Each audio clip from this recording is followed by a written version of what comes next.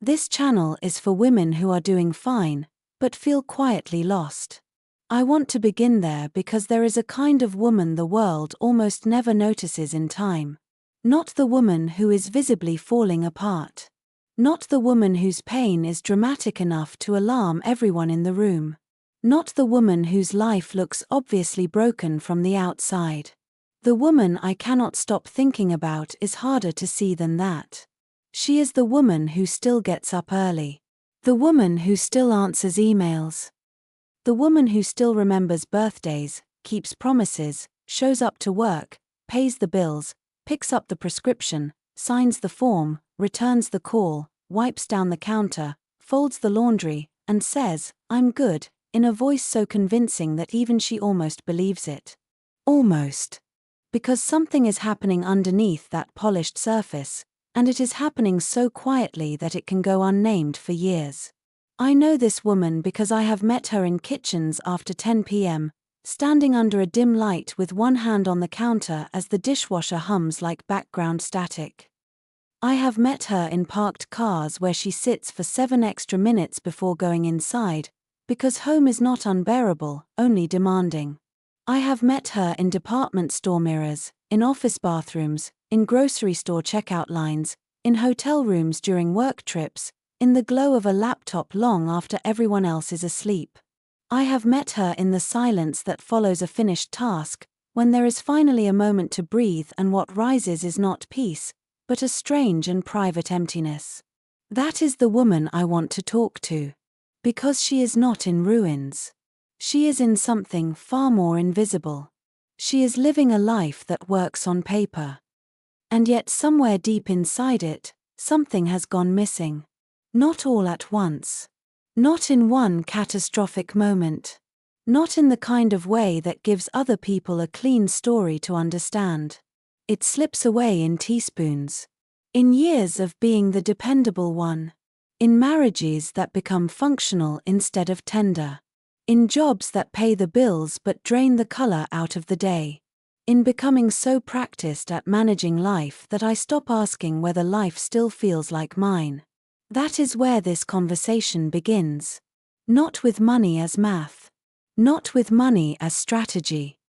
Not with money as some cold, polished topic reserved for financial experts and business pages and loud people who love to talk about winning. I am talking about money as something much more intimate than that.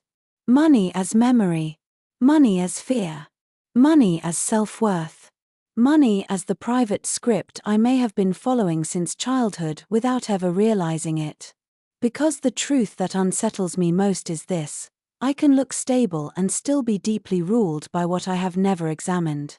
I can make money and still feel powerless around it. I can earn, save, budget, provide, and still not feel safe. I can have a respectable life and still secretly live at the mercy of invisible beliefs I did not choose. That is why so many women feel confused by their own lives.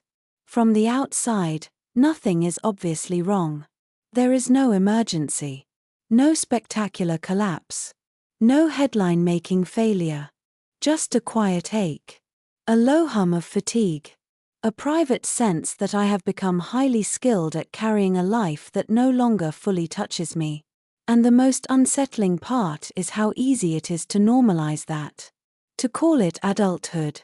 To call it responsibility. To call it what happens to everyone. To say, this is just life. But I do not think that is all it is. I think some women have spent so long being competent that they have mistaken competence for peace. I think some women have spent so long surviving that they can no longer tell the difference between stability and aliveness. I think some women have become so good at functioning that no one notices they are spiritually exhausted. And because they are not visibly falling apart, no one comes looking for them. That is the quiet tragedy. The woman who looks fine is often the one disappearing in plain sight. She is praised for being strong when what she really feels is tired. She is admired for being independent when what she really feels is alone. She is respected for being composed when what she really feels is emotionally far away from her own life. And somewhere in the middle of all that, money becomes more than money. It becomes pressure. It becomes proof. It becomes protection. It becomes the one thing I feel I have to keep under control, even if I cannot control much else. It becomes the thing I monitor when I do not know what else to trust. It becomes the place where all my old fears dress up like practical decisions. This is why I cannot talk about making money in the shallow way people usually do. I am not interested in empty motivation. I am not interested in selling women a fantasy where more money magically solves every wound. I am not interested in turning pain into a productivity plan. I am interested in the deeper question. Why do so many capable women still feel emotionally fragile around money, even when they are doing everything right? Why does spending sometimes carry guilt that has nothing to do with the amount? Why does asking for more feel almost physically painful for some women? Why can a woman be financially functional and still feel one unexpected expense away from panic, one difficult conversation away from collapse, one quiet evening away from having to face how disconnected she has become from herself? Why does a woman with a full calendar, a decent salary, and a life that appears together sometimes stand in her own kitchen and feel like a stranger? That question should haunt us a little. Because if I never ask it, I may spend the rest of my life trying to fix the wrong problem. I may think I need better discipline when what I really need is honesty. I may think I need another budget when what I really need is to understand what money has emotionally meant to me all along. I may think I need to work harder when what I really need is to stop letting old fear shape every adult choice. I may think the issue is that I am weak, disorganized, bad with money, ungrateful, lazy, too emotional, too late. But what if the truth is more precise than that? What if I am not failing at money? What if I am living under the weight of beliefs, memories, loyalties, and survival patterns that were formed long before I ever earned a dollar?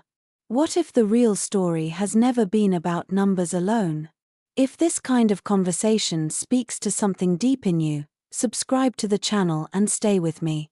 This space is being built carefully for women who are tired of surface-level advice and are ready for something more honest, more intimate, and more real.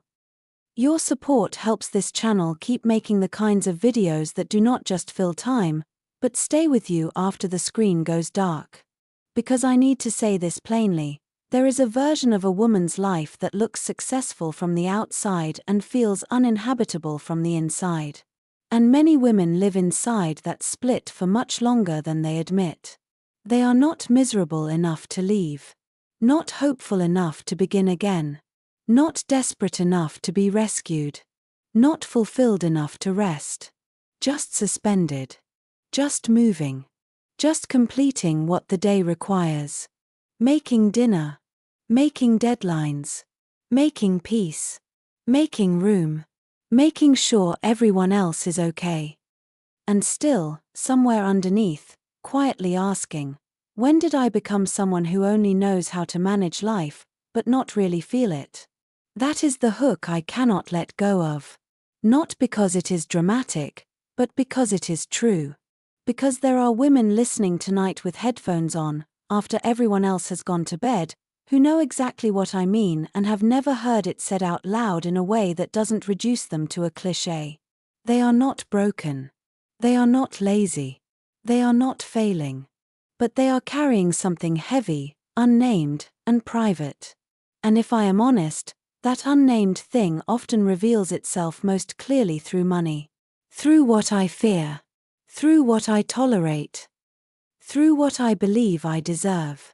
Through what I never ask for. Through what I cling to. Through what I buy when I am empty. Through what I call responsibility when it is actually fear. Through how hard I work to look okay. So before I talk about wealth, before I talk about earning, before I talk about habits or patterns or the hidden psychology that shapes a woman's financial life, I want to stay here for one more moment, in this uneasy and powerful truth. A woman can be doing fine and still be quietly lost. A woman can be successful and still live disconnected from her own desire. A woman can be deeply admired and still feel unseen. A woman can know exactly how to survive and still have no idea how to feel safe. And the moment she finally sees that clearly, the whole story begins to change. The money story I inherited before I ever earned $1. Before I ever earned $1, I had already learned how to feel about money. That is what unsettles me now. Because when I look back, I realize no one had to sit me down at a dining room table and explain the rules. No one had to hand me a worksheet, point to a column of numbers, and tell me exactly what money meant. I learned it the way children learn the most important things, by living inside its emotional weather. By absorbing the temperature in the room whenever money came up.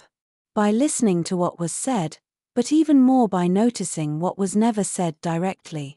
That is how a money story begins. Not as logic. As atmosphere.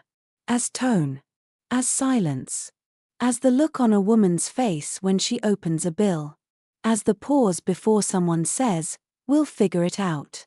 As the sharpness in a voice that suddenly appears when the subject of cost enters the room. As the strange choreography adults do when they are trying to hide fear from a child, not realizing the child can feel fear long before she can define it. I think that is what many women do not fully understand until much later. Our first education about money was rarely financial. It was emotional. We learned whether money felt safe, scarce, shameful, powerful, dangerous, controlling, fragile, or impossible long before we understood income, debt, investing, or net worth. We learned whether desire was allowed, whether asking was risky, whether security was stable or constantly about to vanish, whether money made a woman calm, resentful, secretive, dependent, exhausted, or hard. A child does not hear these things as theories. A child hears them as truth. If I grew up in a house where every purchase was followed by tension, I may have learned that wanting anything extra is irresponsible. If I grew up in a house where the bills were paid but the anxiety never left, I may have learned that enough is never really enough. If I grew up in a house where one person controlled the money and everyone else adjusted themselves around that fact, I may have learned that money is not just currency. It is power. It is permission. It is who gets to breathe fully and who has to wait. If I grew up hearing that good people do not care too much about money, I may have learned to split myself in two, the part that needs financial security and the part that feels guilty for wanting it. What makes this so powerful is that these early lessons do not stay in childhood. They become private laws. They move into adulthood disguised as personality. I say, "I'm just careful." I say, "I'm not someone who needs much." I say, "I'm not comfortable charging that much." I say, "I'd rather be safe than sorry." I say, "I'm just not good with money." But often what sounds like personality is an inheritance. I know women who still react to money with the exact emotional logic of the homes they came from, even though their lives no longer resemble those homes at all. A woman with a healthy income still feels panic when she buys something non-essential because deep down, pleasure still feels like danger. A woman with real expertise still undercharges because she grew up watching women apologize for their needs. A woman with savings still checks her accounts compulsively because certainty never really existed in the house where she was raised. A woman who says she does not care about money may actually care very much, but somewhere along the way she learned that wanting more would make her less lovable, less moral, less worthy of belonging. This is what I mean by a money story. Not the story I tell in public. The story underneath the story. The story my nervous system believes. The story I did not consciously choose, but still carry into negotiations, purchases, relationships, ambitions, and fears. Sometimes it begins with phrases. And phrases matter more than people think because children do not know how to sort language into just something adults say and a belief that will shape my future. Everything enters whole. Money doesn't grow on trees. Be grateful for what you have. People like us can't afford that. Rich people are greedy. A woman should always have her own money. Don't depend on anybody. That's too expensive. We're fine. We'll manage. Even we're fine can become a money story if it is said through gritted teeth. Especially then. Because children hear contradiction. They hear when the words say one thing and the body says another. They hear that fine might actually mean worried. That be grateful might really mean do not ask. That will manage might mean there is no room for your uncertainty right now. Over time, the child learns not only what money means, but what her own desires are allowed to cost other people. That learning runs deep in girls. A girl watches her mother compare prices with intense precision and learns that being a woman means carrying invisible calculations all the time. A girl watches her mother work, give, stretch, compromise, and still call her own needs too much, and learns that adulthood may require endless self-editing. A girl watches her parents avoid speaking honestly about money until the tension spills out sideways, and learns that money should be handled indirectly, through mood and implication, not clarity. A girl grows up in a beautiful house full of things but emotionally cold, and learns that money can create appearances without safety. A girl grows up with very little but feels deep warmth, dignity, and steadiness, and learns that scarcity and shame are not the same thing. This is why two women can have the same salary and live in completely different psychological worlds. One feels grounded. The other feels hunted. One can enjoy what she has. The other braces against losing it. One asks for more with clarity. The other feels exposed, almost disloyal, at the thought. The difference is not always intelligence. It is often emotional inheritance. And women inherit more than money beliefs. We inherit roles around money. The accommodating one. The self-sacrificing one. The careful one. The one who makes things stretch. The one who does not burden anyone. The one who saves everyone else first. The one who makes home feel stable even when she does not feel stable herself. Those roles become intimate. They can feel almost holy. Breaking them can feel like betrayal, not growth. That is why some women sabotage themselves quietly when more becomes possible. Because more money is not just more money. It threatens the old emotional order.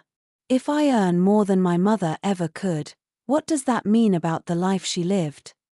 If I charge fully for my work, what happens to the old identity that made humility feel safer than visibility? If I stop overgiving, who am I? And will the people who are used to receiving from me still know how to love me? These are not spreadsheet questions. These are soul questions. And yet they shape financial life all the time. I think one of the hardest truths is that many women remain loyal to childhood interpretations long after those interpretations stop serving them. Not because they are weak. Because those early beliefs were built in the presence of love, fear, family, and survival. They were not abstract opinions. They were attachments. To revise them can feel like revising my place in the emotional history of my own life. That is why I do not believe change begins with judging what I inherited. It begins with seeing it clearly. What was the feeling in the room when money came up? Who was calm and who was tense? Who had power? Who had to wait? Who got to spend without explanation? Who apologized? Who hid receipts? Who worried out loud? Who worried in silence? What did I silently learn about what I was allowed to ask for?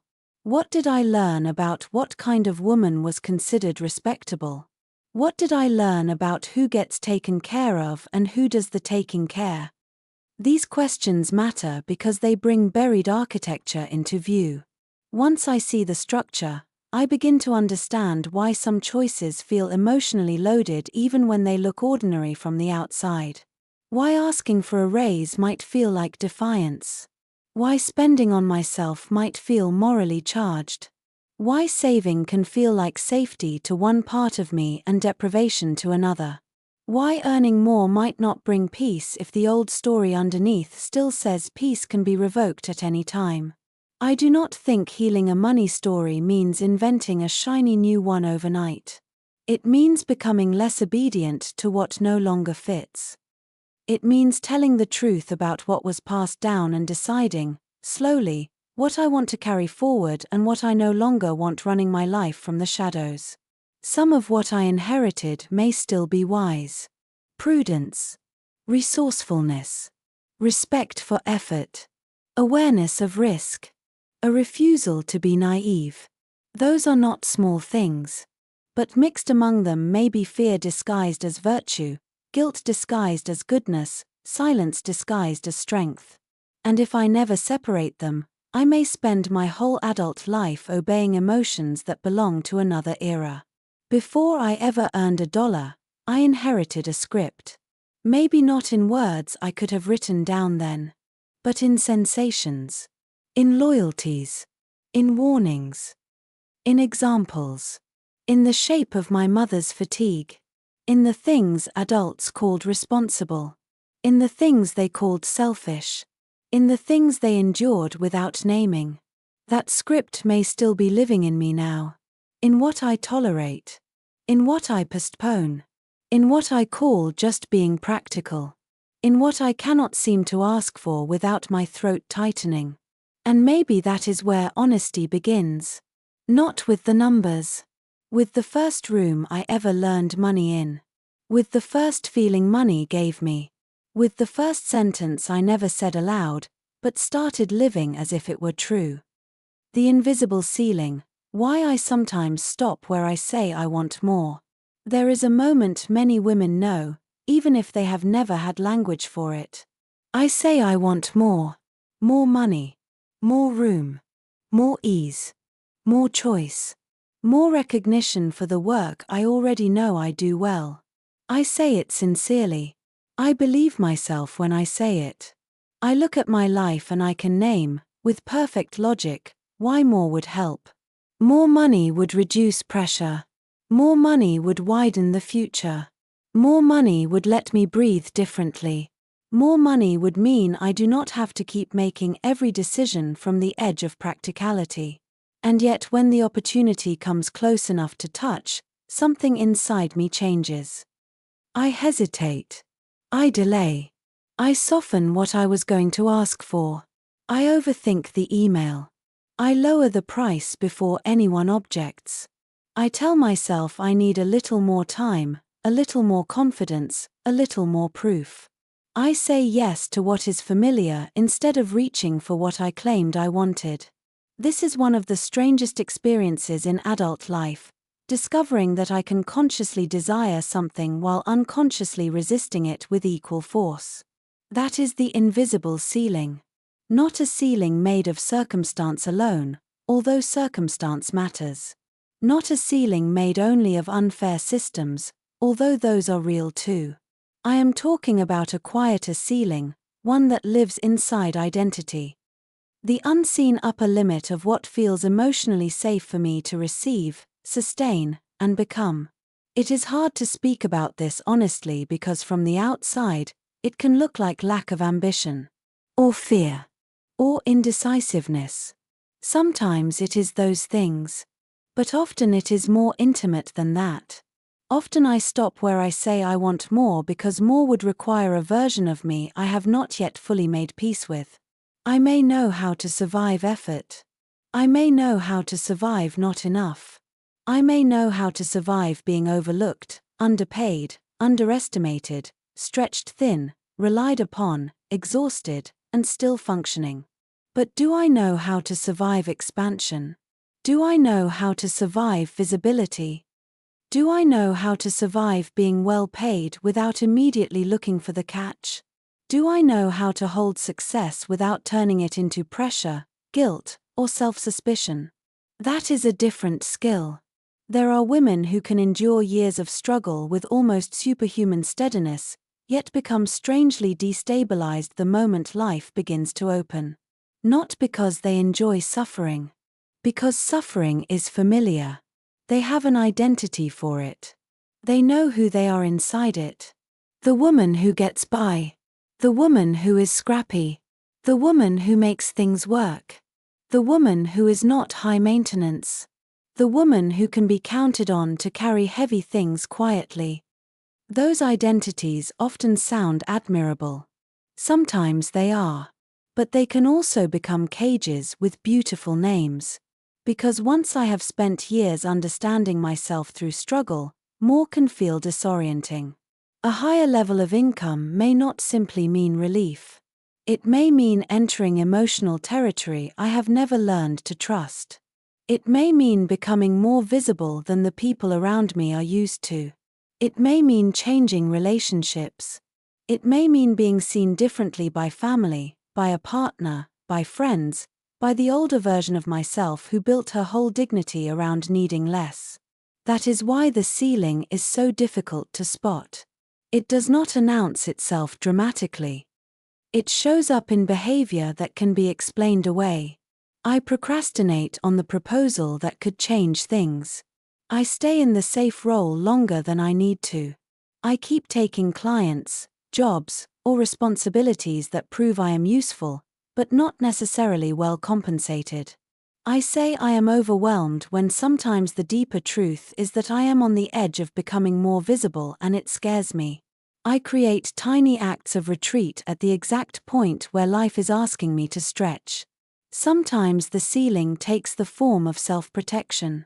If I never fully go for it, I never have to face the possibility that I was seen clearly and still not chosen. If I do not raise my rates, I can keep imagining that my underpayment is temporary, not structural. If I stay in the role where everyone already knows me, I do not have to tolerate the rawness of being new, exposed, or judged at a higher level. Sometimes it takes the form of moral discomfort. Women are still taught, in ways both obvious and subtle, that wanting more can make us less appealing, more visible, more complicated, more difficult to categorize. There are women who do not fear money itself. They fear the social meaning attached to becoming a woman who asks for it directly. A woman who no longer apologizes for the full size of her ability. A woman who does not make herself smaller to preserve other people's comfort. Sometimes it is not even social fear. Sometimes it is grief. Because if I become someone who can hold more, I may have to let go of an older identity that once kept me safe. I may have to stop calling restraint humility when it is actually fear. I may have to stop calling my own ceiling realism. I may have to acknowledge that I have spent years staying emotionally loyal to a smaller version of myself because she was familiar, even when she was tired. There is something deeply tender about that smaller self. She got me here. She learned how to function, how to endure, how to adapt. She knew how to keep expectations manageable. She knew how to avoid humiliation. She knew how to stay acceptable. She knew how to survive. I do not want to mock her. But I do have to tell the truth about her limitations. She may know how to carry me through scarcity, but she does not always know how to lead me into expansion. That is why growth can feel like betrayal before it feels like freedom. It can feel like I am abandoning the self who knew how to keep life under control. It can feel like I am violating the emotional rules that taught me not to ask for too much. It can feel like I am stepping outside the version of womanhood that made me legible to others. And so I stop. Not all at once. Not in one dramatic refusal. In subtler ways. By shrinking the ask. By delaying the decision. By over-preparing until the energy dies. By telling myself that contentment and fear are the same thing. I think one of the most revealing questions I can ask is not, why don't I have more, but who do I become if I do? That question goes deeper than strategy. Because if the answer is someone I secretly judge, envy, mistrust, or fear, I will keep resisting what I claim to want. If I think women with more money are colder, more selfish, more isolated, more performative, more burdened, more visible in ways that feel unsafe, then part of me will remain loyal to less. Not because less is better. Because less feels morally cleaner or emotionally safer. This is where honesty becomes more useful than confidence. I do not need to pretend I am fearless. I need to become specific. What exactly feels dangerous about more? More responsibility? More exposure? More people watching? More expectations? More distance from the life I came from? More chance to disappoint? More evidence that I cannot hide behind almost anymore? When I answer those questions truthfully, the ceiling becomes less mystical. It becomes visible. And once it is visible, I can begin to see how often I have confused inner discomfort with outer impossibility. There is a sentence that often reveals more than people expect. I am the kind of person who. I am the kind of person who always has to work harder than everyone else. I am the kind of person who does not really ask for much. I am the kind of person who gets close, then pulls back. I am the kind of person who handles things, but does not take up too much space. I am the kind of person who can survive almost anything, but cannot quite relax. These sentences sound harmless until I realize how faithfully I have been living inside them. And then, quietly, another sentence begins to emerge. Not because I fully believe it yet, but because I am beginning to need it. I am the kind of person who can hold more without losing myself. I am the kind of person who can earn more and remain honest. I am the kind of person who can be visible and still belong to myself. I am the kind of person who does not have to choose between warmth and worth. I am the kind of person who can let life become larger without treating that as danger. That new sentence does not erase fear. It gives it somewhere different to stand. I do not think the invisible ceiling breaks through force. I think it softens when I stop worshipping familiarity. When I stop assuming that what feels natural is what is true. When I learn that discomfort is not always a warning. Sometimes it is the emotional sensation of leaving an identity I have outgrown. And maybe that is what this part of the journey asks of me. Not louder ambition. Not a more polished performance. Something quieter and more exacting than that. The willingness to notice where I keep stopping, and to ask with brutal tenderness, is this really my limit, or is it just the edge of who I have been willing to be? The comfort of consumption, what I buy when I need to feel something. There are things I buy because I need them, and then there are things I buy because I need to feel something.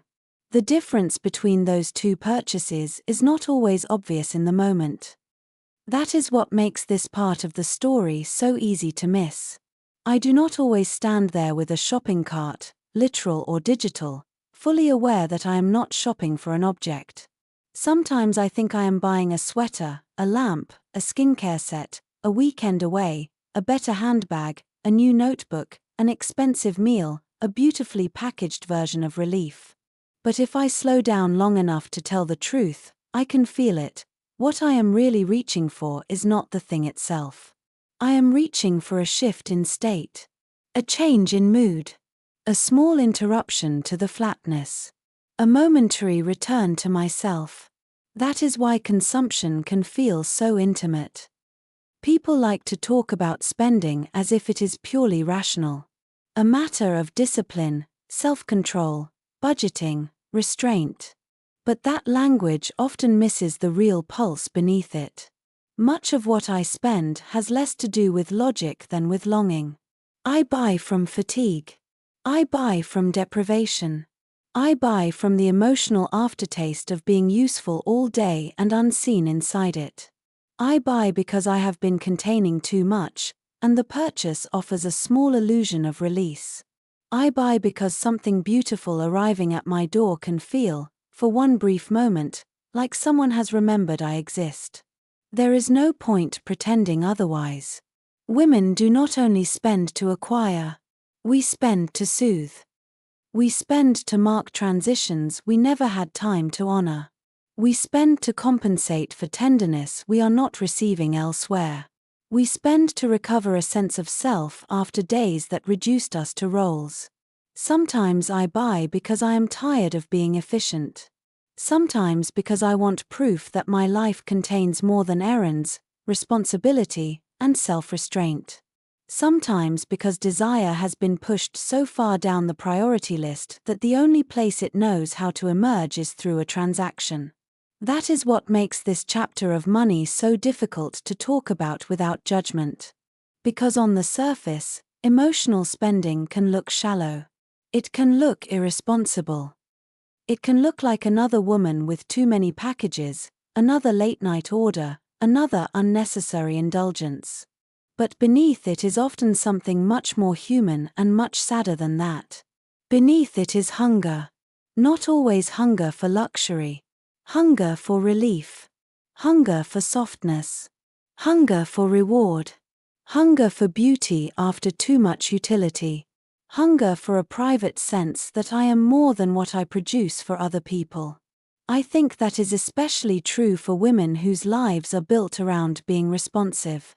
The woman who handles things all day long can begin to feel as though her own desires only exist in the margins.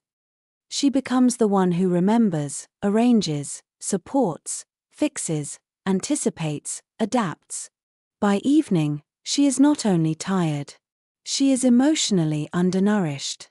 And when that happens, spending can begin to function like a shortcut to feeling. I may not have the energy to sit with the deeper question of what is missing, but I do have enough energy to click add to cart. The problem is not the purchase itself. The problem is the confusion. I mistake the object for the feeling. I think I am buying a pair of boots, but maybe I am trying to buy momentum. I think I am buying a candle, but maybe I am trying to buy atmosphere because my inner life has gone dim. I think I am buying expensive face cream, but maybe I am trying to purchase a gentleness I do not otherwise allow myself.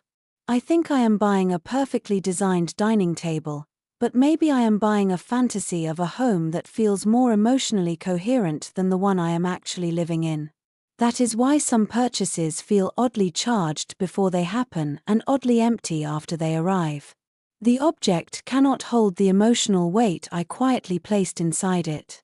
No object can do that for long. Not because beauty is meaningless. Beauty matters. Pleasure matters. Sensory life matters. A lovely object can genuinely nourish me. A beautiful room can calm the nervous system. A well-made coat can make me feel dignified in my own body.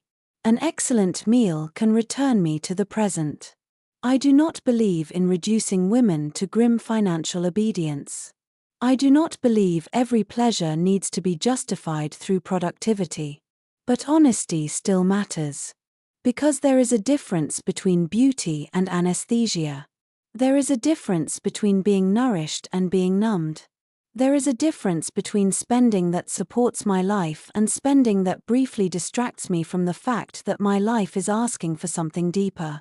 If I never learn that difference, I will keep trying to solve emotional depletion with objects that were never designed to carry that burden. I have noticed that many purchases are symbolic long before they are practical. I buy what I want my life to mean. I buy what I want my body to feel. I buy what I want other people to assume about me. I buy what I hope will close the distance between the life I live and the life I imagine. Sometimes I buy competence. Sometimes I buy elegance. Sometimes I buy calm. Sometimes I buy reinvention.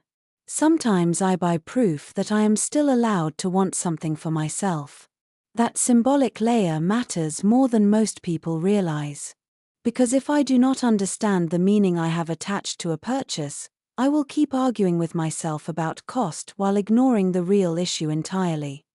It is not only about whether I can afford it. It is about what part of me is reaching for it. The lonely part. The depleted part. The uncelebrated part. The bored part.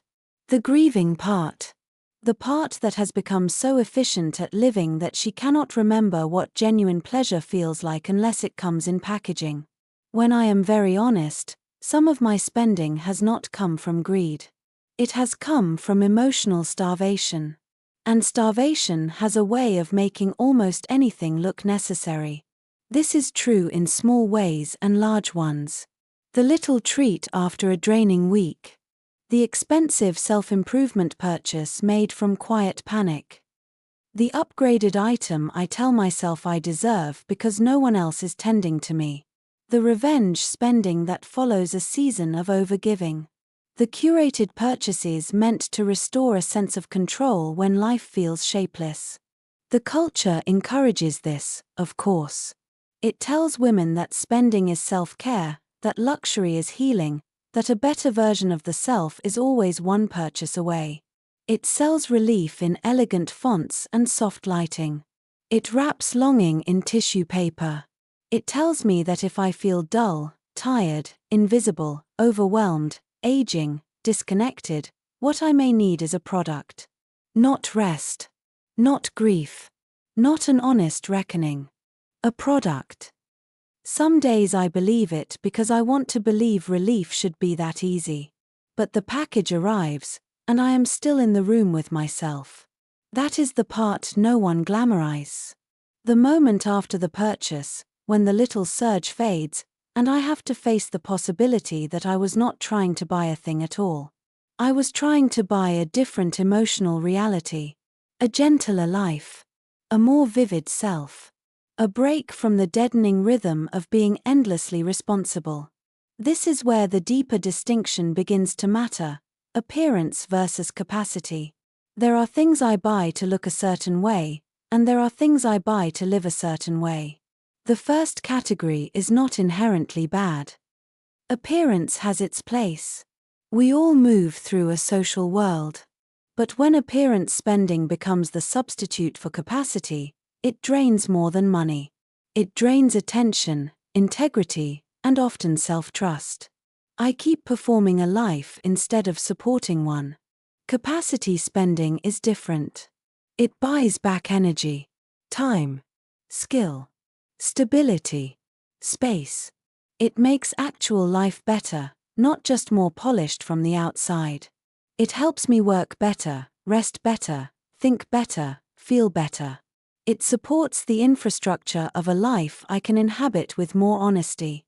That might be therapy. It might be a course that deepens my skill. It might be a cleaner, legal help, tax help, a better mattress, more reliable childcare, a class that returns me to my body, or simply the expense that removes a daily burden I have been white-knuckling for too long. The more I understand my emotional spending, the less I need to shame myself and the more precisely I can ask, what would actually care for me here? Not what would distract me for a day. Not what would make me feel briefly upgraded. What would truly support my life? Sometimes the answer is still a beautiful object. But now I know why. I am not asking it to rescue me from an emptiness it cannot fix. I am choosing it from clarity, not hunger. And that changes everything. The deeper question is no longer, can I afford this? It is, what am I hoping this will make me feel? And if I answer that truthfully, I may discover that what I need is not always another purchase. Sometimes I need rest. Sometimes I need permission. Sometimes I need pleasure that is not transactional. Sometimes I need to admit how deprived I have become. Sometimes I need to stop asking money to perform emotional labor it cannot sustain. That is not austerity. That is intimacy. And intimacy with my own motives may be one of the most expensive and most liberating forms of honesty I will ever practice. Scarcity is not just a mindset. Sometimes it lives in the body. People often speak about scarcity as if it begins in thought. As if it is simply a sentence I tell myself. There is not enough. I have to be careful. I cannot afford to make a mistake. And of course scarcity does live in thought. It shapes decisions, narrows options, sharpens fear. But I think that explanation is too thin for what many women actually live with. Because sometimes scarcity does not begin in the mind at all. Sometimes it begins lower, deeper, older. In the body. In the nervous system. In the place where memory survives long after a season has ended and logic has moved on. That is why a woman can have money in the bank and still feel poor in her bones. Not poor in the literal, economic sense. Poor in the sensory sense. Poor in the emotional sense. Poor in the way the body braces. Poor in the way pleasure never fully lands. Poor in the way rest feels unsafe. Poor in the way one unexpected expense can make the whole interior world tighten, even when the numbers do not justify panic. That kind of scarcity cannot be solved by being told to think abundant thoughts. It is too physical for that. Too old. Too practiced. It lives in the jaw that tightens when I open a bill. In the chest that grows hot when money leaves faster than expected. In the hand that checks the banking app again, not because anything has changed, but because my body is searching for certainty the way some people search a dark room for a light switch. It lives in the inability to enjoy what I have because some part of me is still standing guard at the door, waiting for loss to arrive. This is what makes scarcity so exhausting. It is not only a belief. It is a posture. A contraction. An internal flinch. A state of readiness that can become so familiar I mistake it for responsibility. And women are especially vulnerable to that confusion because tension in us is often praised. We are called careful, sensible, grounded, practical. We are admired for our restraint, our vigilance, our ability to manage. No one always sees when management has quietly become hypervigilance. No one always notices when carefulness is no longer a strength but a nervous system that does not know how to stand down. The body learns scarcity in many ways. Sometimes through direct experience. A childhood where money was unstable. A season when the rent was late. A parent who lost a job and never emotionally recovered. A divorce that turned safety into arithmetic. Medical bills that arrived like punishment. A year when one broken appliance, one repair, one emergency room visit threatened the entire structure of the month. In those seasons, the body learns something brutal and efficient. Safety can disappear quickly. Once that lesson gets in, it does not leave just because income improves. Sometimes scarcity is inherited more quietly. Not through catastrophe, but through atmosphere. The adults were not necessarily destitute, but they were tense. Money was discussed in lowered voices, or not discussed at all until it burst into the room sideways through mood, criticism, or silence. There may have been enough, technically, but the body of the child did not learn enoughness. It learned strain. It learned that financial life is something a woman carries in her muscles. It learned that ease is temporary, that one should not relax too soon, that wanting too much is risky because everything can change faster than anyone admits. That is why some women save aggressively and still cannot exhale. That is why some women achieve stability and still feel one step from collapse. That is why some women cannot enjoy an ordinary pleasure without mentally calculating its cost 3 times after. The body remembers volatility long after the calendar moves on. And because the body remembers, scarcity keeps reproducing itself in subtle ways. It changes how I think, but even before that, it changes what I can tolerate. A body organized around scarcity has trouble with uncertainty, but it also has trouble with receiving. Support can feel suspicious. Rest can feel undeserved. Spending on something that would genuinely help me can feel almost dangerous, not because it is unwise, but because the body hears loss before the mind has the chance to ask whether the decision is sound. This is one reason some women stay trapped in a cycle that looks irrational from the outside. They cling tightly to money in places where a wiser investment would actually create relief, capacity, or growth. They endure preventable discomfort because spending on support feels more frightening than staying overburdened. They confuse deprivation with discipline. They call themselves prudent when, underneath, they are simply afraid of the sensation of letting go. That fear deserves accuracy, not mockery. Because if I have lived through instability, or inherited it in the emotional life of my family, my body may treat control as love. Holding on may feel like devotion. Monitoring may feel like intelligence. Tightness may feel like virtue. No wonder letting go feels morally complicated. No wonder generosity toward myself can feel almost illicit. There is also the loneliness of embodied scarcity. It is a lonely thing to be the woman who always looks composed while privately scanning for risk. It is lonely to sit at dinner, on vacation, at the salon, at a friend's celebration, and still have part of my mind running numbers in the background. It is lonely to be unable to enjoy what I worked for because some ancient alarm keeps telling me not to trust the moment. It is lonely to look accomplished on paper while still feeling, inside, as though life could narrow overnight. And that loneliness is hard to confess because it sounds ungrateful. If I have enough, or more than enough, what right do I have to feel afraid? That question only deepens the shame. It turns a nervous system response into a character judgment. But the body does not care about fairness in that way. The body cares about pattern. It asks, what have I learned to expect? What did money feel like in my earliest memories? What happened when security was interrupted? Who had to absorb the fallout? Who calmed the room?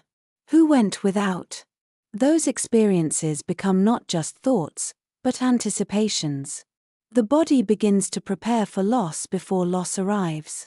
This preparation comes at a cost. Scarcity shrinks the field of vision. It makes immediate preservation feel more urgent than long-term creation.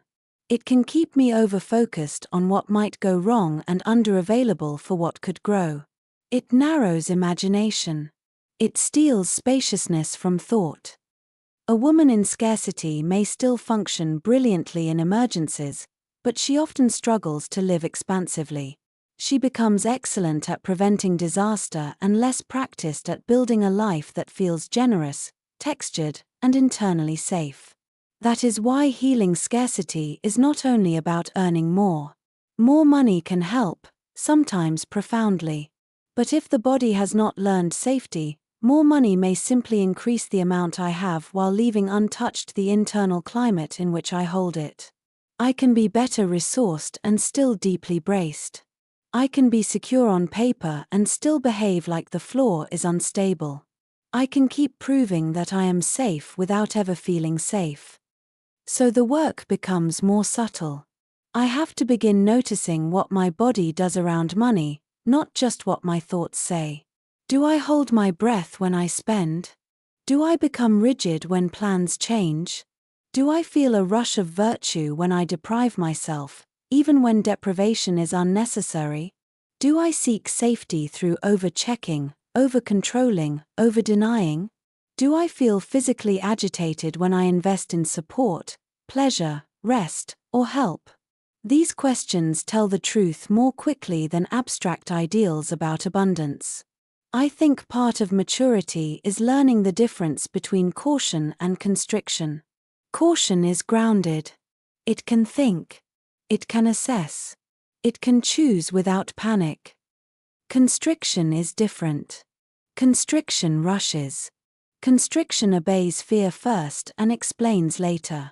Constriction says no automatically, not always because no is wise, but because opening feels unsafe. Many women have spent years calling constriction maturity. What would it mean to stop doing that? Not to become reckless. Not to perform ease I do not feel. Not to force myself into some artificial posture of abundance. But to tell the body, gently and repeatedly, that every outflow is not catastrophe. That support is not failure. That spending with intention is not the same as losing control. That enoughness is not a trap. That I do not need to live every day as if I am preparing for an unnamed winter. This kind of change is quiet. It happens in small acts of non-alarm. In choosing not to check again. In making one thoughtful purchase that truly supports life and staying present through the discomfort instead of interpreting it as danger. In noticing the body tighten and not immediately surrendering to its old command. In allowing a moment of enjoyment without forcing myself to earn it twice. The deepest truth may be this: scarcity is not always a sign that I am bad with money. Sometimes it is the shape fear took inside me when it was trying to keep me alive. And if I want a different relationship with money, I cannot only argue with that fear.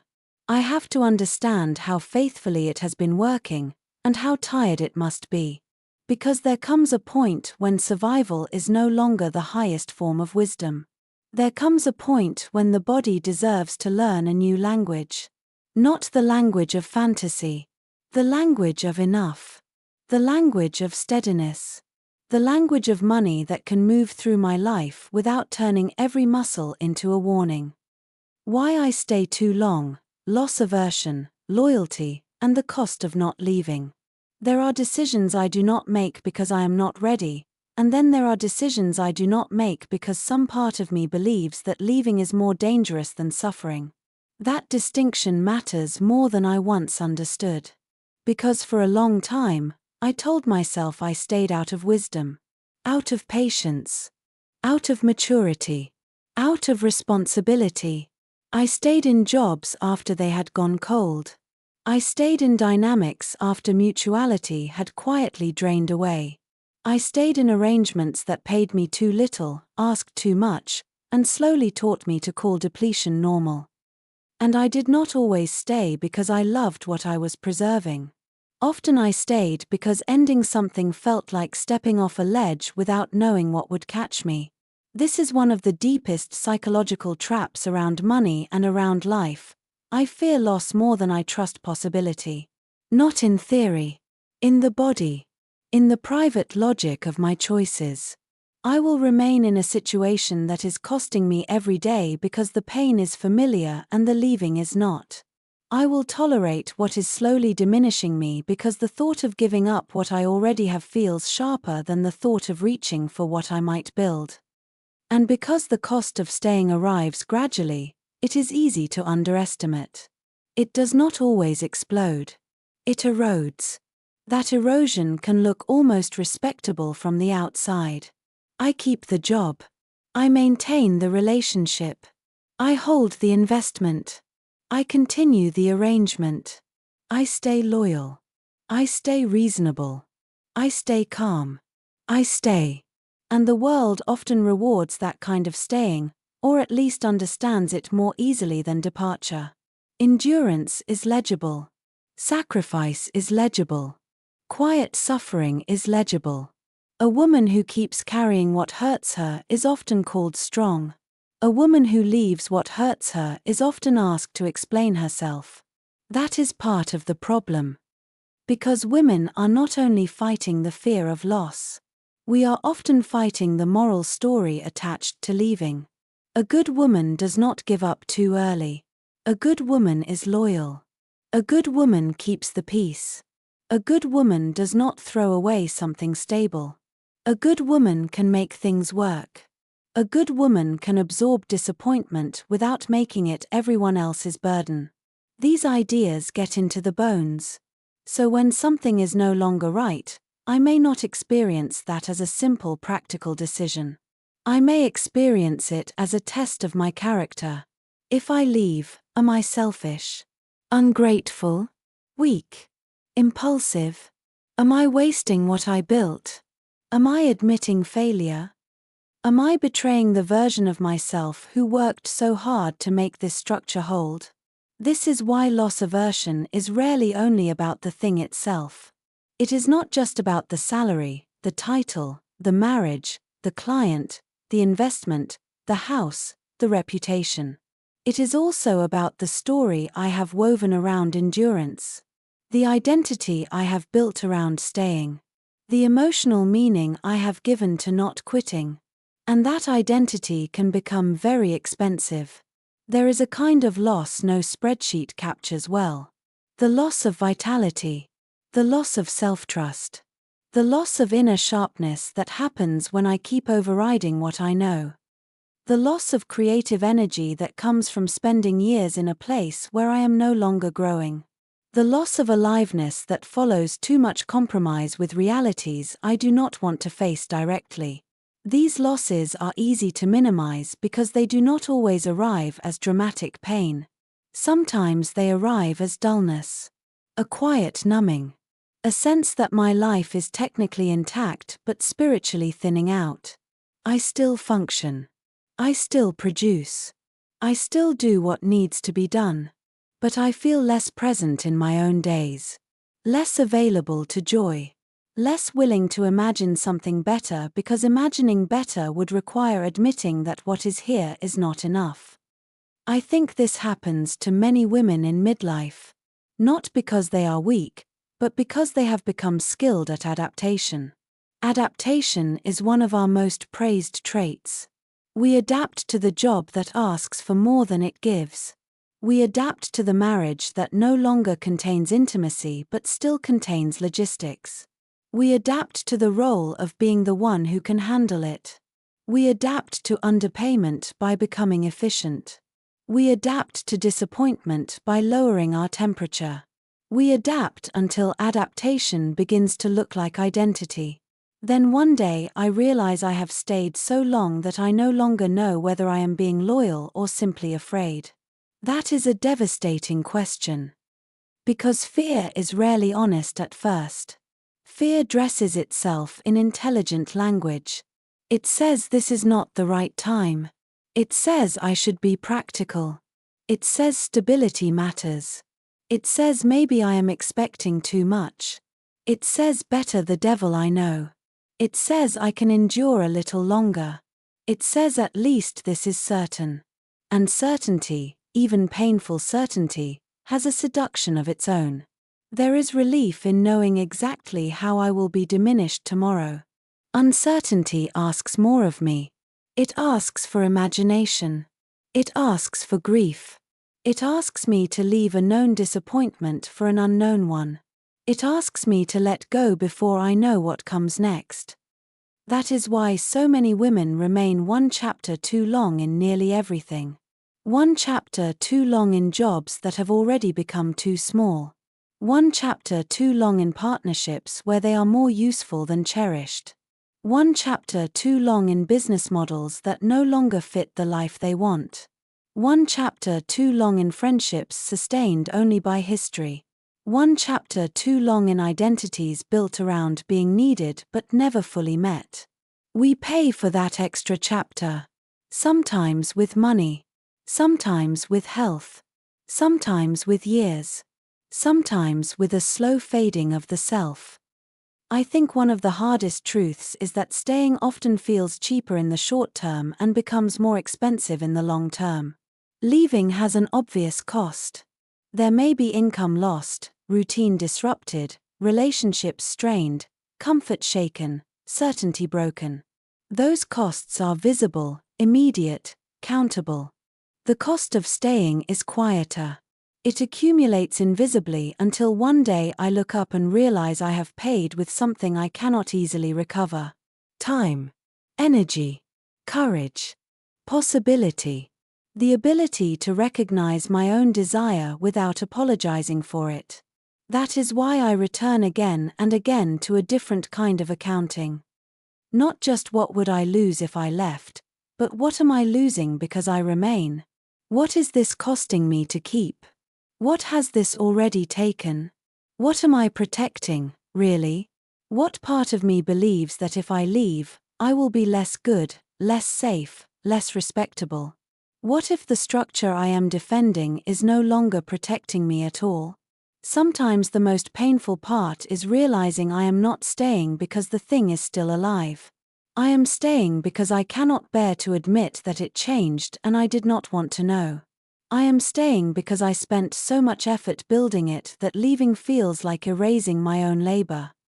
I am staying because if I tell the truth now, I must also face how long I have been betraying what I knew. That confrontation can feel brutal.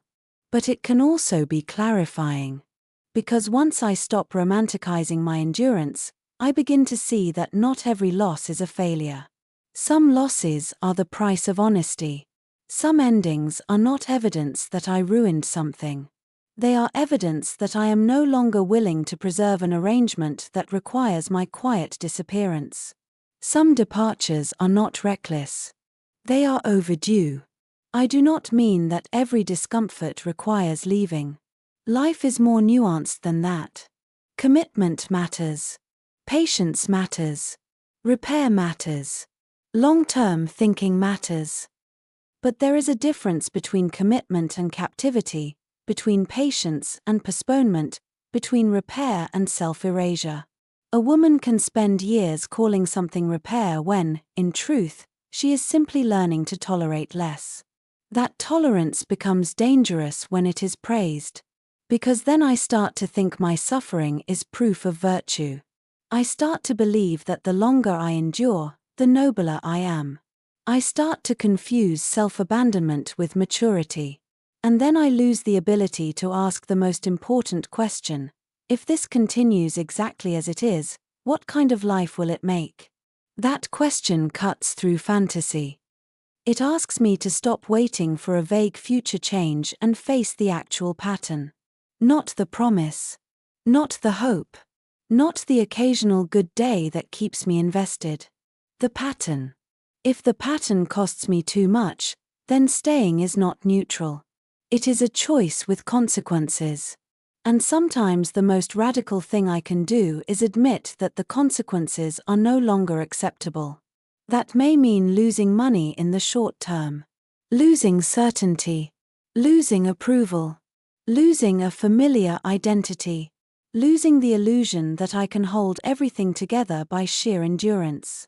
But maybe that is not the whole truth. Maybe I am not only losing. Maybe I am refusing a different kind of loss. The loss of the years still ahead of me.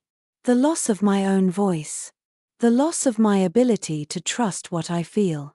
The loss of a future that needed me to leave sooner. There comes a point when staying is not the safer choice. It is simply the more familiar one. And familiarity can be one of the most seductive traps in a woman's life. Because it asks for almost nothing from the imagination. Only everything from the soul.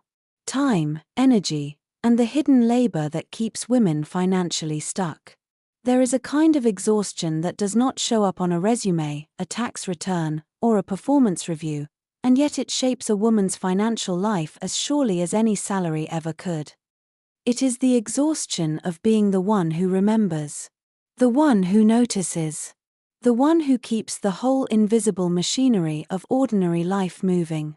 I think many women reach a point where they look at their income and wonder why it does not feel like enough, why their ambition keeps stalling, why their work feels heavier than it should, why they can never quite gather the energy to build the next thing, ask for more, plan further ahead, or move with the steadiness they imagined adulthood would bring. They assume the problem is discipline, or time management, or not wanting it badly enough. But often the deeper truth is more difficult and more humane than that. It is not only that I am working. It is that I am being spent. Money is not the only resource leaving my life every day. Time leaves. Attention leaves. Decision-making leaves. Emotional steadiness leaves. My capacity to imagine, to create, to negotiate, to think long-term, to sit quietly with a bigger question and not immediately be interrupted by 10 smaller ones, that leaves too. And much of it leaves through forms of labor that no one counts properly because they are so woven into womanhood that they disappear inside expectation. I am not only doing the task. I am carrying the mental tab for the task before, during, and after it happens. I am not just making the appointment. I am remembering it needs to be made, noticing the prescription is low, checking schedules, anticipating the traffic, making sure someone else has the form, thinking 3 steps ahead in case the first plan falls through. I am not just cooking dinner. I am deciding what exists in the refrigerator, what is about to expire, what everyone will eat, what tomorrow needs, whether there is enough olive oil, whether I forgot the school form, whether my mother called back, whether the work email I sent was too direct, whether the dog has an appointment, whether the weekend has already filled up with obligations I did not consciously choose. This is labor. Not glamorous labor. Not always visible labor. But labor all the same. And the more years a woman spends inside this pattern, the more it can distort her financial life in ways that look unrelated from the outside. She undercharges not because she lacks talent, but because she is too depleted to hold the discomfort of asking for more.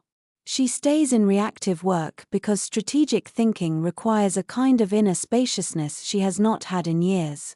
She keeps doing low-value tasks herself because the idea of delegating feels like one more thing to manage. She says she is bad at money when, in truth, she is simply making financial decisions from exhaustion. Exhaustion changes the quality of a life. A tired woman does not always make foolish choices. But she often makes narrower ones. Safer ones. Smaller ones. Choices designed to reduce immediate friction rather than increase long-term freedom. Not because she lacks intelligence. Because her internal world has become overcrowded. The future asks more energy than she has left after maintaining the present. That is why hidden labor is not merely a domestic issue or a relationship issue. It is an economic issue. It shapes earning power, career trajectory, risk tolerance, investment in skill, recovery time, creativity, and the emotional stamina required to hold a larger life. A woman cannot keep offering her best mind to invisible maintenance and still expect abundance to arise effortlessly from what remains. I think one of the saddest things about this kind of depletion is how often it gets misnamed as personality. She is just so good at details. She is naturally organized. She is the one who holds everyone together. She is great under pressure. These sound like compliments. Sometimes they are. But they can also become elegant ways of describing a woman whose life has been built around constant anticipatory labor. Her competence becomes the reason no one sees how overdrawn she is. And because she is competent, she starts asking too little from the people around her. Or worse, she stops imagining that things could be otherwise. This is where time becomes more than time. It becomes proof of what I believe I am here to do. If I have absorbed the idea that love looks like self-erasure, then my time will keep bending toward everyone else's needs. If I have absorbed the idea that a good woman handles things quietly, then I may treat my own burnout as a private maintenance issue rather than a structural problem. If I have been praised for being low maintenance, reliable, accommodating, I may not even recognize how often I am paying for peace with my own hours. And hours are not neutral. Hours become thought. Thought becomes strategy.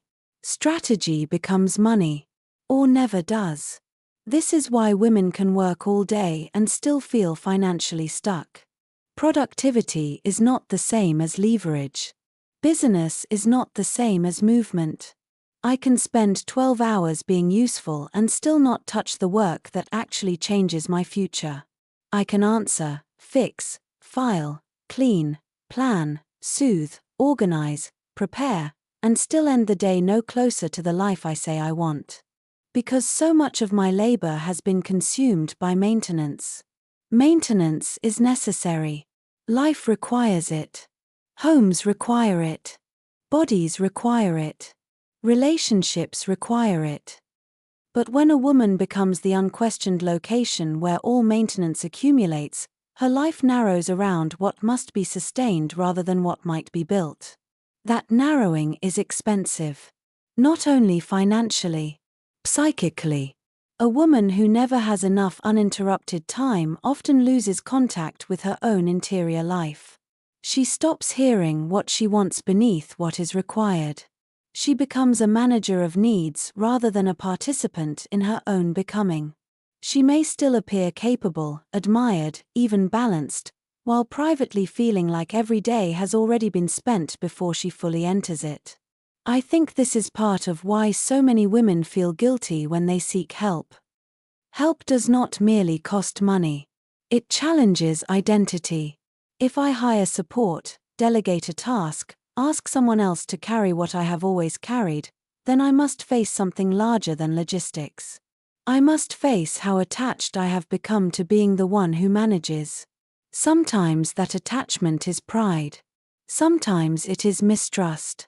Sometimes it is fear that if I stop being indispensable, I will become easier to overlook. Sometimes it is the old belief that nobody is coming, so I had better learn to do everything myself. That belief may have once protected me. It may now be impoverishing me. Because a woman who does everything herself is not always saving money. Sometimes she is spending her most valuable resource on tasks that keep her life functioning at the cost of keeping her future small. She is spending high-quality attention on low-return necessity. She is offering her best energy to what could be simplified, shared, systematized, or released. Then she wonders why she has so little left for the work that actually belongs to her gifts. This is where the conversation around time becomes morally charged for women. If I pay for convenience, am I lazy? If I delegate, am I failing? If I protect my calendar, am I selfish? If I stop volunteering for every invisible burden, am I less loving? These questions reveal how deeply many women have been trained to confuse depletion with goodness. But depletion is not goodness. Depletion is depletion. It makes me less patient, less present, less creative, less brave. It shrinks my capacity to envision anything beyond the next demand. It makes my financial world more reactive because my whole life has become reactive. A woman who protects her time is not necessarily choosing luxury. She may be choosing access to her own mind. She may be choosing the return of attention. She may be choosing the difference between a life spent in fragments and a life that contains enough continuity to think clearly. Sometimes buying back time is not indulgence. It is the most practical investment in her future she can make. That might look like asking another adult to carry what they should have been carrying all along. It might look like paying for support where support creates genuine capacity. It might look like lowering impossible standards that were never making her more worthy, only more tired. It might look like refusing the role of emotional air traffic controller in every room she enters. It might look like admitting that just because I can do something does not mean I should keep being the one who does. That sentence alone can rearrange a life. Not because it solves everything. Because it interrupts a pattern. And sometimes interruption is where freedom begins. I do not think women become financially freer only by earning more. Many do need more income, and that matters. But some also need fewer leaks. Fewer invisible extractions of time, attention, and emotional steadiness. Fewer default obligations that siphon energy away from what matters most. Fewer days spent proving love through exhaustion. There is a grief in seeing how much of my life has been spent this way. How many hours vanished into things no one even noticed I was carrying. How much intelligence was used to keep everything afloat. How much financial potential was not wasted exactly, but absorbed into maintenance. Still, there is clarity in seeing it too. Because once I understand that my time is a form of capital, my energy is a form of capital, my attention is a form of capital, I stop handing them out as if they replenish themselves overnight. I begin to ask harder questions. What truly requires me? What has merely defaulted to me? What am I doing out of care, and what am I doing out of conditioning? What is this task returning to my life? What would become possible if I were no longer spending my best hours making other people's comfort look effortless? These are not small questions. They are financial questions. They are identity questions. They are life questions. And somewhere inside them is a woman who is tired of being praised for how much she can carry, when what she really needs is the right to stop carrying so much alone. Receiving without shame, worth, visibility, and the fear of asking for more. There is a particular kind of discomfort that enters a woman's body when she is asked to name what she is worth out loud. Not what she contributes in theory. Not what people say about her when she leaves the room. Not the private understanding that she is capable, intelligent, experienced, dependable, deeply necessary in ways others may never fully acknowledge. I mean the moment when worth must become visible. The moment when value has to take a number, a boundary, a request, a sentence that cannot hide behind modesty anymore. That moment reveals more than most women want it to. Because many of us know how to work. We know how to endure. We know how to prepare, refine, revise, overdeliver, anticipate, soften, support, and make ourselves useful. But receiving is a different act. Receiving requires exposure. It requires a kind of stillness that effort does not. When I am working hard, I can stay in motion. I can point to my labor.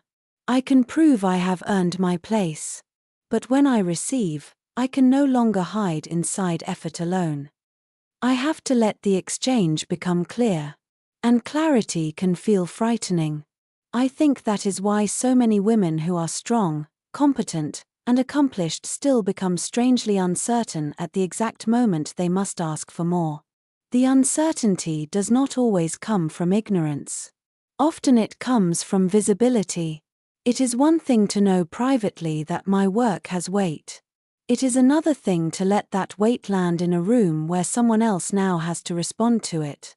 There is a rawness in that. I quote the rate, and suddenly I feel too exposed. I ask for the raise, and suddenly I want to explain myself back into a smaller shape. I send the proposal, and as soon as it leaves my hands, I begin mentally editing myself. Was that too much?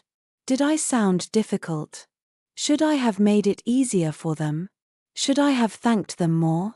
Should I have made them more comfortable before asking them to meet me where I actually am? That spiral is not random. It is learned. Many women are trained very early to be emotionally legible before they are economically legible. We are taught to be pleasant, collaborative, easy to work with, generous, adaptable, thoughtful about everyone else's comfort. These traits are not flaws. They can be beautiful, relational, deeply human. But when they become compulsory, they start costing. They become the invisible pressure beneath underpricing, over-explaining, excessive flexibility, and the quiet habit of asking for less than what would actually honor the work. The truth is that many women do not fear money itself. They fear the social and emotional consequences of being a woman who asks for it clearly. Because asking clearly changes the atmosphere. It introduces tension. It interrupts the fantasy that care and talent should somehow be recognized without being named. It risks disapproval. It risks someone seeing me not as endlessly accommodating, but as a person with terms. And terms make some women feel almost morally uneasy. I have seen this in the smallest details. The long email that should have been 3 clean sentences. The nervous laugh after stating a price. The impulse to add extra services before anyone even asks, as if I need to cushion the number with proof of goodness. The habit of thanking people too earnestly for paying me fairly, as though fair compensation were a favor instead of an exchange. The immediate urge to lower the ask the moment another person goes quiet. Silence itself can feel unbearable. Not because silence means rejection. Because silence leaves me alone with my own value. And that can be the most intimate part of all. It is one thing to say, in private, that I know what I bring.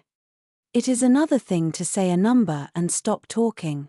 To let the number stand there without rushing to make it softer, warmer, easier to swallow. That moment asks whether I actually believe my worth can exist without performance. Whether I can remain steady when I am no longer proving, just naming.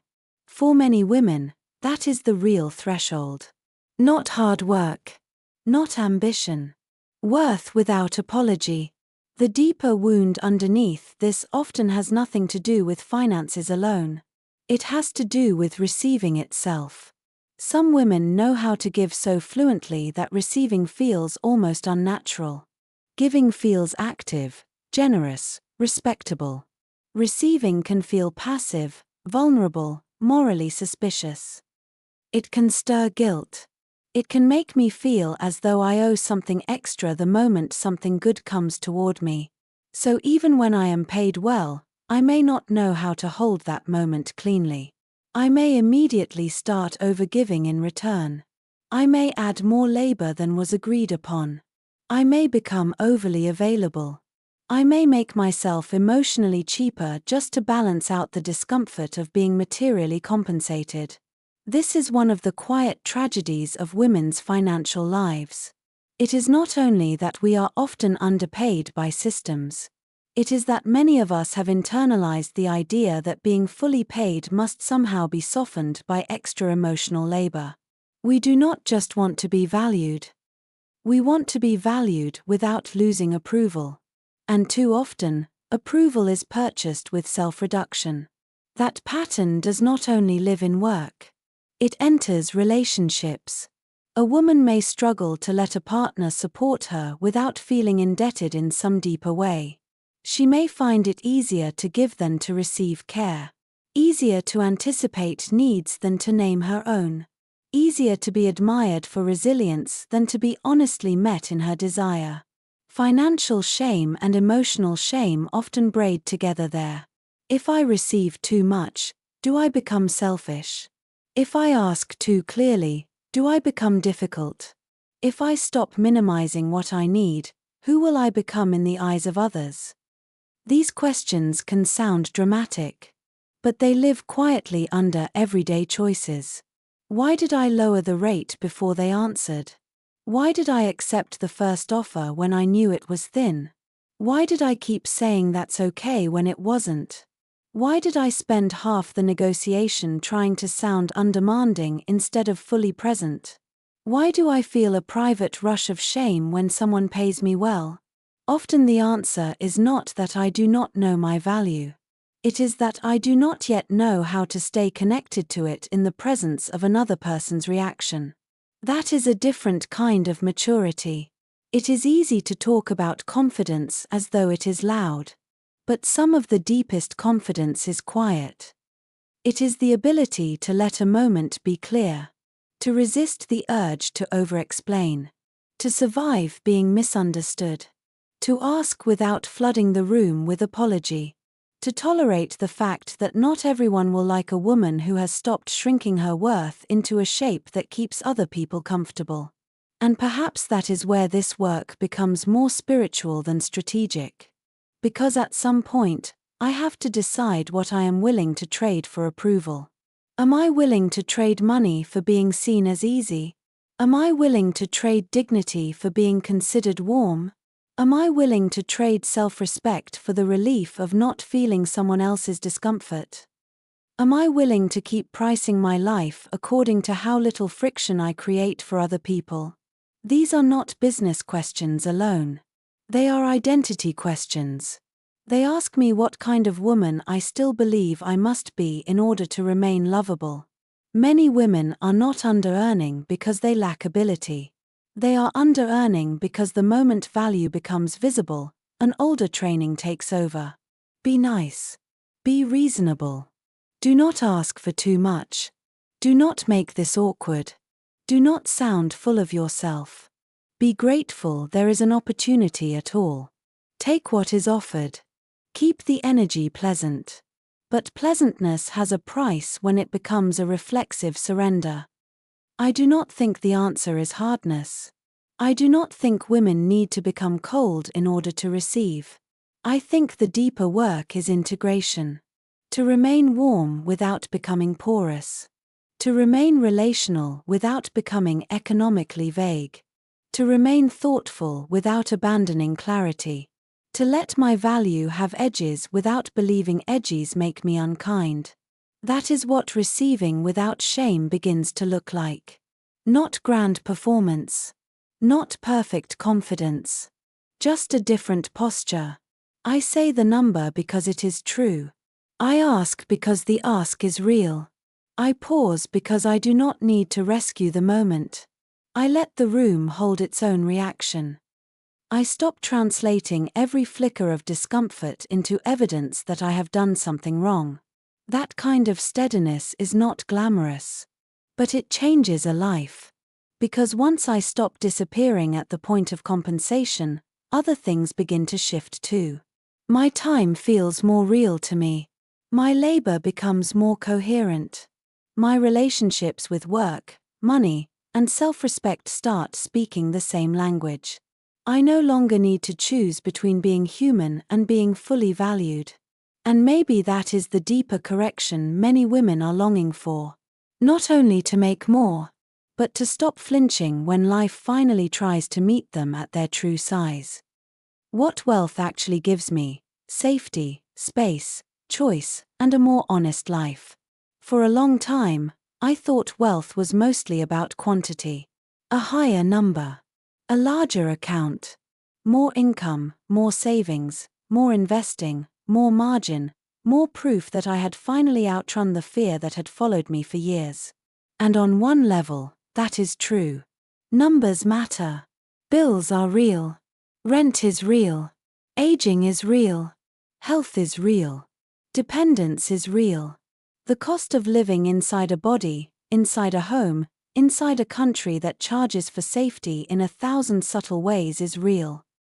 I do not want to romanticize financial struggle or pretend that peace can be built from mindset alone when the material ground underneath a woman's life is unstable.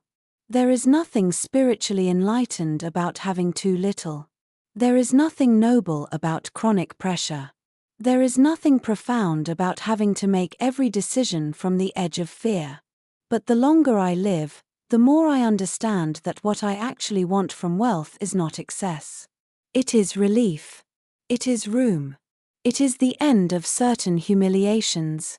It is the quiet dignity of being able to choose without immediately calculating what kind of damage the choice will cause somewhere else. That is a very different relationship to money than the one I was often taught to imagine. Not wealth as glamour. Not wealth as performance. Not wealth as a polished life arranged to make strangers envious. I am not interested in wealth that only knows how to sparkle. I am interested in wealth that knows how to soften a life from the inside. Because when I tell the truth, what many women long for is not extravagance. It is safety without constant explanation. Space without guilt. Choice without panic. The ability to leave sooner. The ability to rest before collapse makes the decision for me. The ability to say no without feeling that my entire future is now in danger. The ability to tell the truth about what I need without having to disguise it as necessity before it is considered valid. That is what wealth begins to mean when I strip away the fantasy and return to the human core of it. It means I do not have to stay in the job that is quietly hollowing me out because the mortgage is stronger than my spirit. It means I do not have to remain in the relationship that no longer contains tenderness because leaving would make survival too precarious. It means I do not have to postpone care for my body because this month there are more urgent things to pay for. It means I do not have to keep bargaining with exhaustion as if burnout were simply part of being responsible.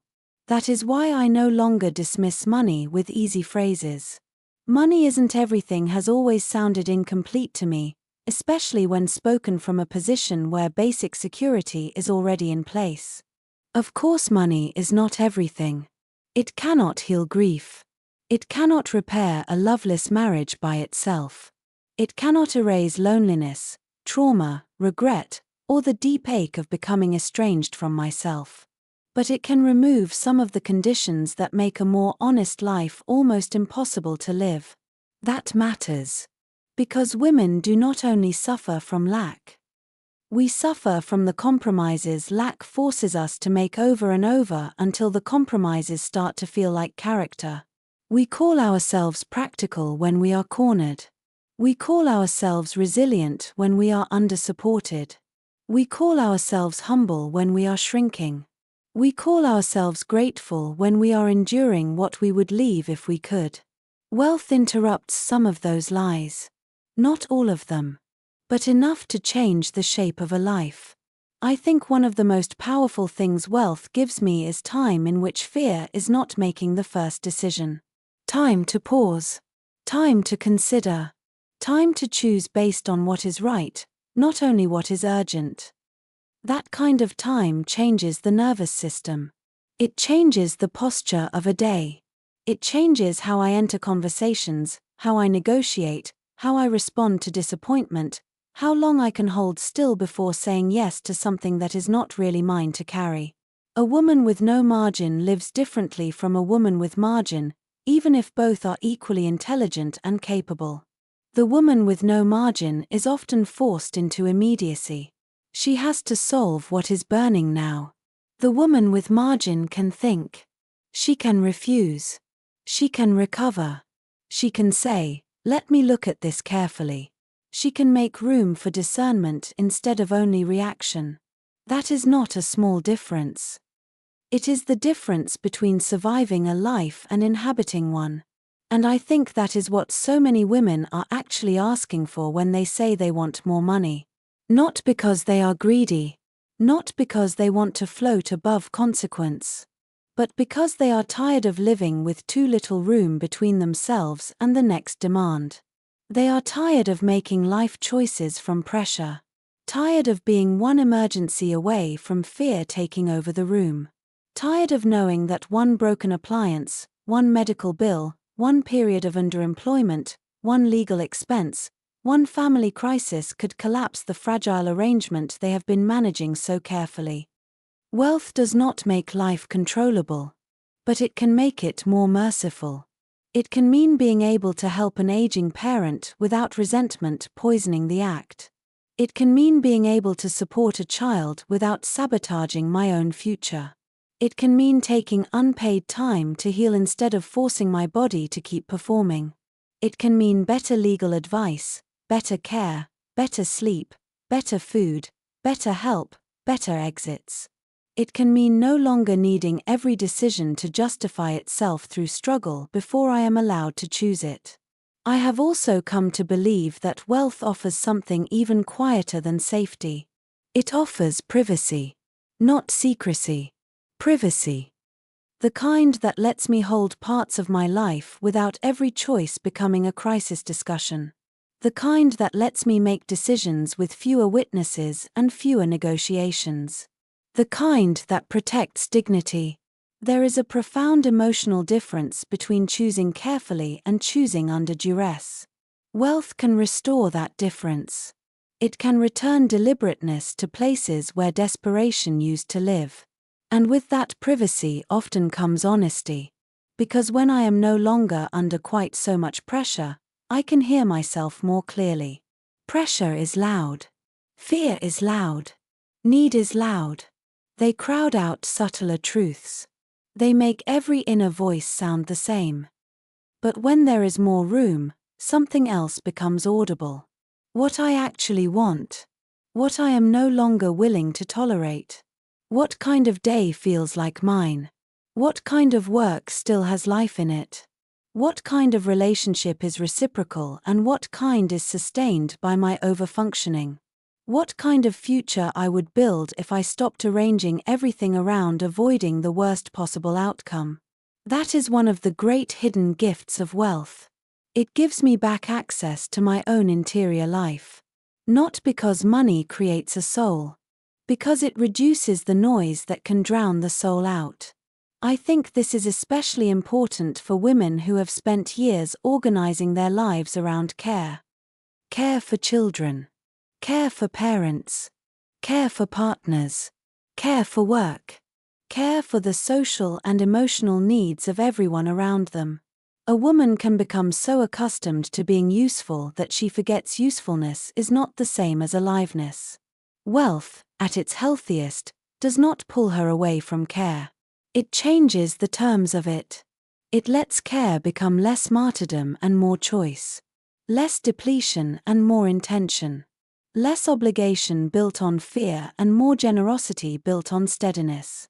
That is a sacred shift. It is the difference between giving because I have to and giving because I have room. It is the difference between saying yes from panic and saying yes from conviction. It is the difference between being trapped in the role of provider and becoming someone who can provide without disappearing. And perhaps that is why I have become interested in a broader definition of wealth. Not only assets in the traditional sense, though those matter deeply. Savings matter. Investments matter. Ownership matters. Skill matters. Income matters. But there are other forms of wealth I no longer dismiss. Self-trust is wealth. A calm nervous system is wealth. Strong boundaries are wealth. A body I have not abandoned is wealth. Relationships where I do not have to distort myself to belong are wealth. The ability to rest without guilt is wealth. The ability to leave what is wrong is wealth. The ability to tell the truth sooner is wealth. All of these change how money moves through a life. All of these affect what I can build, what I can keep, what I can enjoy. The richest life, in the deepest sense, may not be the one with the most spectacle. It may be the one with the most integrity. The one where my financial life supports my emotional life instead of constantly undermining it. The one where money is no longer being asked to prove my worth, but is finally being used to protect what matters. My health. My time. My honesty. My freedom. My ability to move through the world without chronic inner collapse. So when I say I want wealth now, I mean something more precise than I once did. I want enough that fear does not get the first vote in every room. I want enough that my life is not always arranged around the nearest threat. I want enough that care does not require self-erasure. I want enough that I can leave, pause, recover, help, begin again, and tell the truth without feeling that each act will destroy me. That is not greed. That is not vanity. That is not some hollow dream of more. That is a woman asking for the conditions under which a more honest life becomes possible. Becoming the woman who can hold more. At some point, the question stops being whether I can make more, and becomes whether I can hold more without losing myself.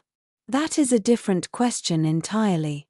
Making more money is one kind of skill. It belongs to action, effort, strategy, timing, courage, visibility, negotiation, labor, luck, and persistence.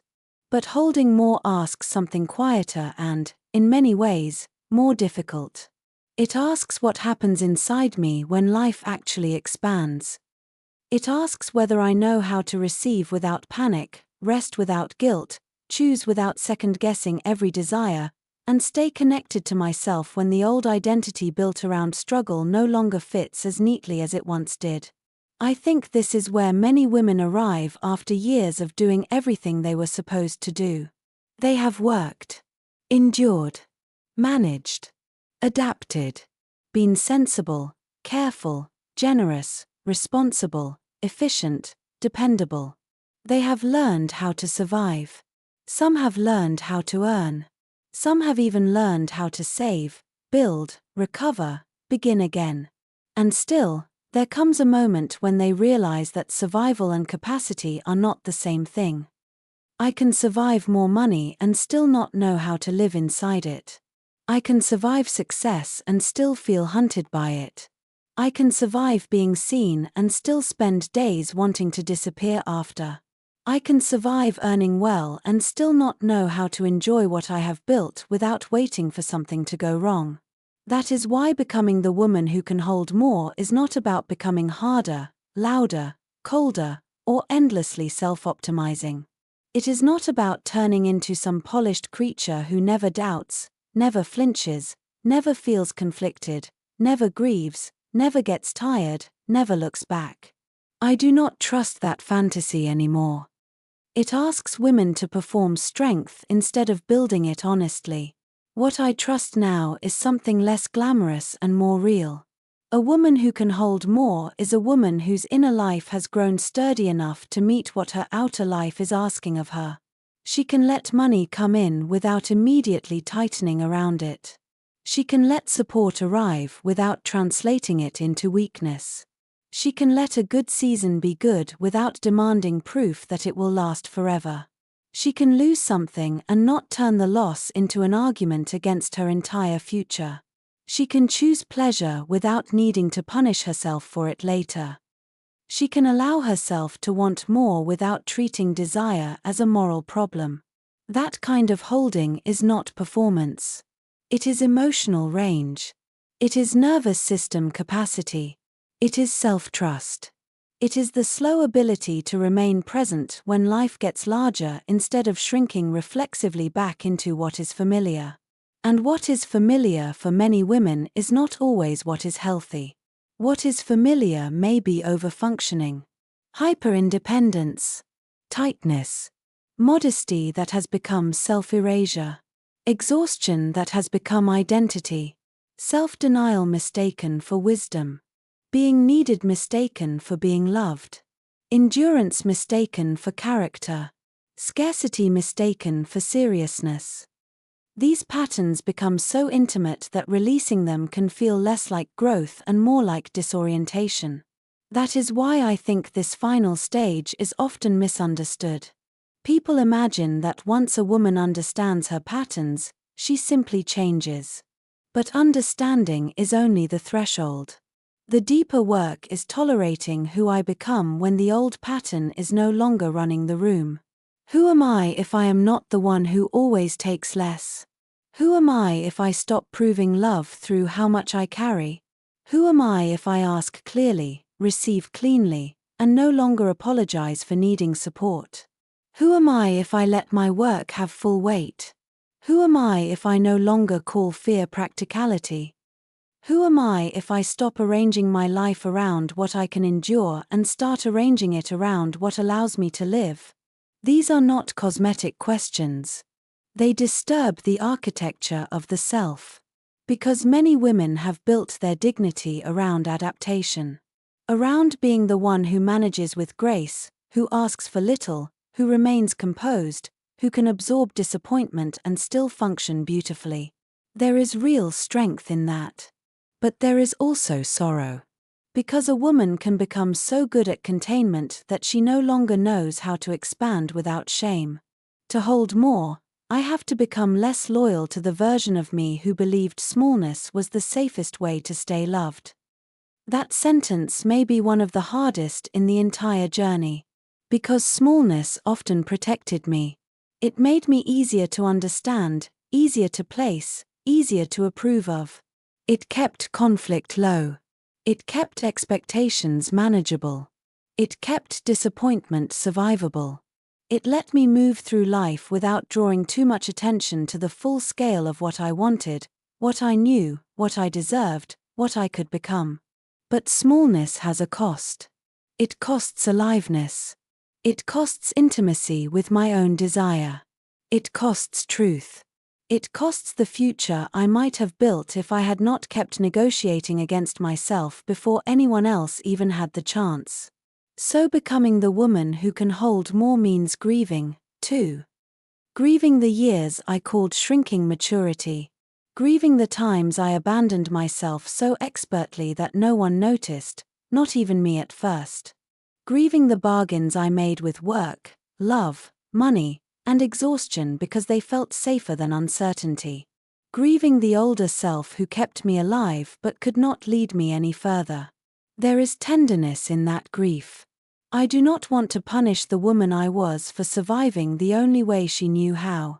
I want to thank her, and then I want to stop asking her to run my life. Because the life ahead of me may require a different woman. A quieter woman, perhaps, but a true one. Not more performative. More integrated. Not more armored. More rooted. Not less feeling. More capacity to feel without being ruled by every old alarm. Not obsessed with success, but unwilling to continue calling self-abandonment responsibility. I think this is where money and identity finally meet in an honest way. Money becomes less about proving something and more about supporting something. Less about image and more about congruence. Less about whether I can win and more about whether the life I am building can actually be inhabited by the self I am becoming. That self may move differently. She may pause more before saying yes. She may disappoint more people who benefited from her lack of boundaries. She may ask cleaner questions. She may stop explaining so much. She may spend with more intention, not because she is rigid, but because she is no longer asking purchases to carry emotional meanings they were never meant to hold. She may protect time more fiercely. She may leave sooner. Rest earlier. Price more clearly. Receive more steadily. She may become less impressive to people who only admired how much she could endure, and more trustworthy to herself. That is a worthy trade. And yet it is not a dramatic transformation. It is not a montage. It is not a lightning strike of confidence. It is made of repeated moments that look almost ordinary from the outside. A pause before self-erasure. A cleaner no. A truer number. A delegated task. A purchase made from care rather than depletion. A quiet evening not spent in panic. A conversation where I do not minimize what I need. A decision not to rescue someone else from the discomfort of my clarity. A willingness to let life become less familiar if unfamiliarity is the price of a larger truth. That is how capacity grows. Not in speeches. In practice. In repetition. In the body learning, slowly, that it does not have to collapse every time life asks for a fuller version of me. By now, I think the deepest form of wealth is not merely having more. It is being able to remain connected to myself while more arrives. It is being able to hold money, choice, rest, support, grief, pleasure, visibility, uncertainty, and freedom without turning each one into a crisis of identity. It is being able to let life become wider without becoming fragmented inside it. And if I cannot do that yet, that does not mean I have failed. It may simply mean I am still in the middle of becoming. That middle can feel uncomfortable. It can feel lonely. It can feel like I no longer fit the old self, but do not yet trust the new one. It can feel like a life stage the world has very little language for, especially for women who still look composed from the outside. But the middle is not meaningless. The middle is where old loyalties loosen. Where inherited scripts lose some of their authority. Where fear gets named. Where desire gets clearer. Where a woman begins to understand that she does not need a louder personality to change her life. She needs a steadier relationship with herself. And perhaps that is the final truth beneath all of this. I do not need to become invulnerable. I need to become more honest. More able to stay. More able to receive. More able to choose. More able to let the life I am building finally belong to me. You're not broken. You're just in the middle.